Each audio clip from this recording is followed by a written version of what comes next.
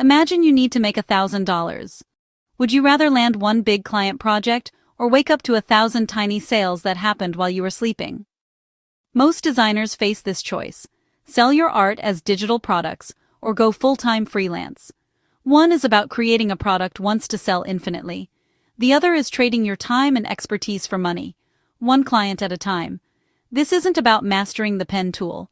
It's about building a sustainable business. We'll compare these two models on income, time, and growth to help you decide which path is right for you. Let's break it down. Before we go any further, make sure to subscribe, like, and hit the bell for more design business education like this. We're building a community of designers who want real businesses, not burnout. Imagine transforming your artistic creations into assets that work for you around the clock. Selling your art online unlocks this powerful model. You create a piece once, and it can be sold an infinite number of times. This fundamentally shifts you away from trading time for money, like with one-off commissions, and towards building a scalable business. It's the dream of passive income, where your digital storefront is always open, even when you're not actively working. Sales can arrive at any moment, while you sleep, while you travel, or while you're completely absorbed in creating your next masterpiece. This is the magic of a global, automated marketplace. The possibilities for products are vast. You could design custom icon sets for apps and websites, develop unique Procreate or Photoshop brushes for other artists, or create stunning digital wallpapers. Beyond digital goods, your art can adorn physical products like high-quality prints, custom apparel, or even be bundled into comprehensive illustration packs for developers and designers. Leveraging established stock sites and creative marketplaces is a great starting point.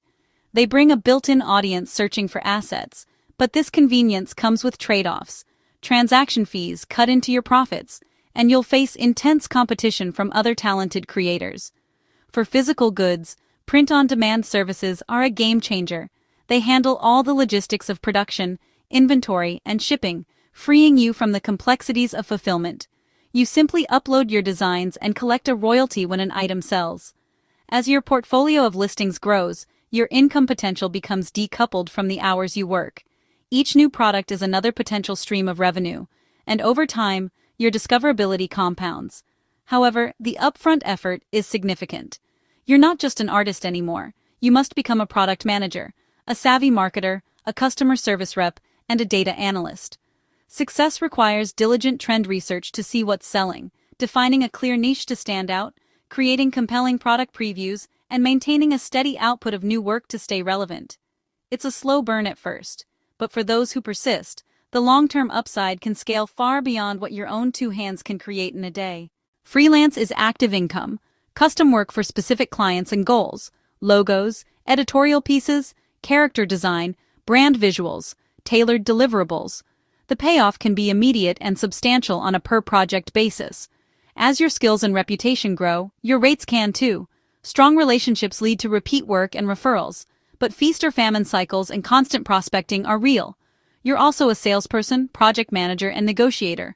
You'll manage feedback, scope, and timelines, and income pauses when you do. Scaling is tricky.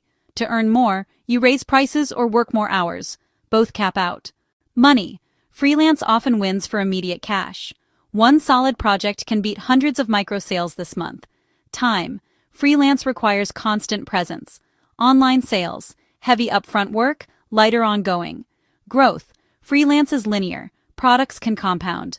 If you need stability now and enjoy collaboration, freelancing delivers faster. If you want long-term scalable income and have runway, products are superior for growth. The winner depends on your goals, timeline, and temperament. If this is helping you think differently about your design business, hit the like button and drop your biggest takeaway in the comments. Your insights help shape future videos for this community. Don't choose, combine. Use freelance to pay bills and fund product building. Protect 5-10 hours weekly for products. Consistency beats intensity. Client trends, market signals for what to productize. Repurpose unused or original elements within your contracts and permissions. Great previews and clean files raise perceived value and conversions.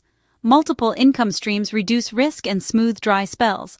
As product income grows, you gain leverage to choose better clients, or fewer of them.